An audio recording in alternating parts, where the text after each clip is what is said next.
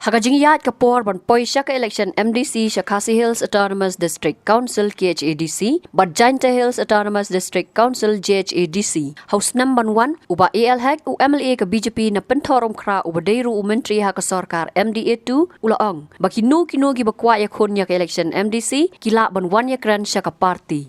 Ulaong baka party kanam don jing Khot application bat ka party kan ai tiket yaki kertong ki badon kalat ban job henry ban shu ai tiket pathar. Uba hek ulaong baka party ka penkre banyale yak election MDC bat kaladap syong jayalang haki kendiat sngi baladap. This is not the first time that the BJP is eyeing for the MDC election.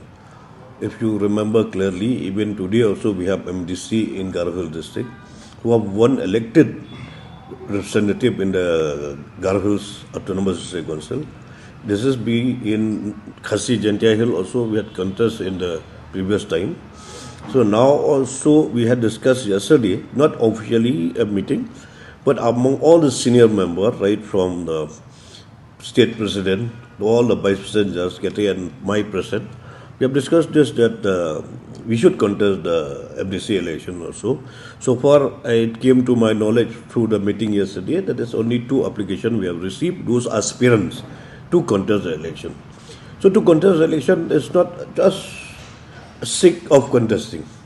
You have to see from all possibility for the winnable perspective.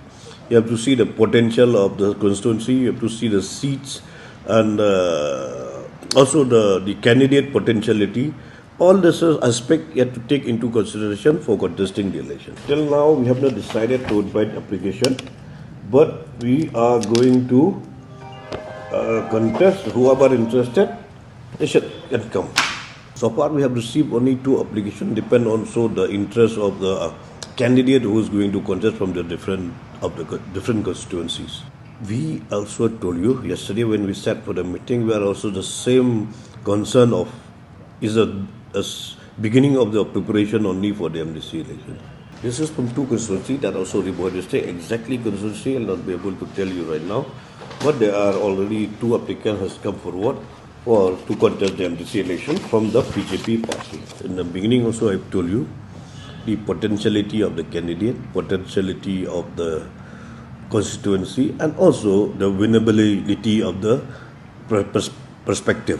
Halor ke election sitang samoy na gambegri uba hek ulaong baka BJP kadon ya kalat panjob lingba ukurtong jongka u Bernard and Marak. The BJP I went for campaigning. 2 days I was there in Gambengri. So whatever the public meeting was held, I saw people are very enthusiastic to listen to BJP, and I hope when they have come all the way with family, with their friend, the neighbor and everybody, the BJP also stand the chances for this election. Habatin, pej bahagi kishab plus F. Ka plus F? Hakabam bangibam dunaki eki batay kamet. Namar kata habathiru atau kau kamlu ka umpnyang kadut pej ya kashab plus F hakajingsom. Yaki nutrient kumki vitamin bat ka ayan la Ïakren diat bat akabatau bha kam kta ikadur jingki marbam kajing mat lani ka rukom shed yaki. Balehi banai kita. Kadon ka we kajing mentoy ba kongsan. Ka kot ka kia. Ka nutrition ba kambha kajing im ba kambha pendon kam daki marba medon ka sharp plus F menta kasni. Lawan Ra Shapi Lingba ko office jong Commissionerate of Food Safety Meghalaya.